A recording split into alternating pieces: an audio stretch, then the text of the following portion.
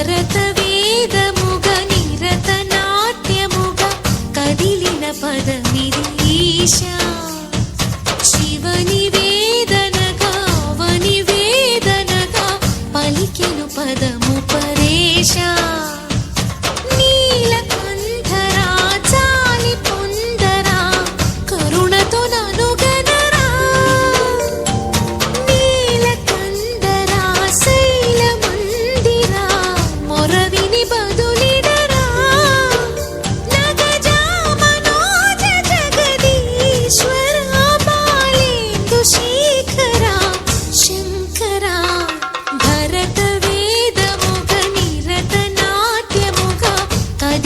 పదమిది ఈశా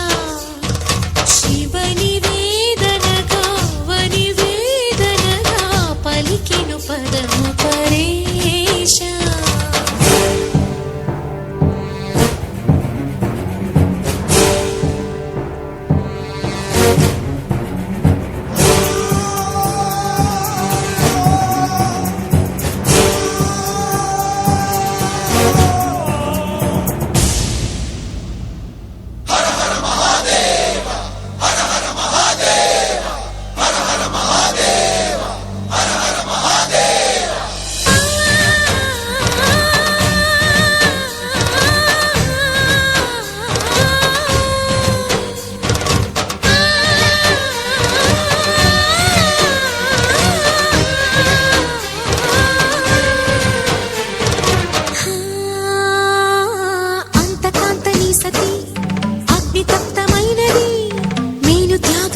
తాను నీలో లీనమైనది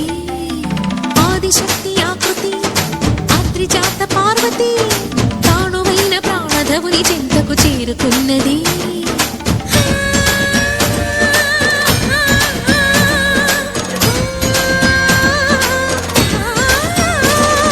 భవుని భువికి తరలించేలా ధరణి దివిని తలపించేలా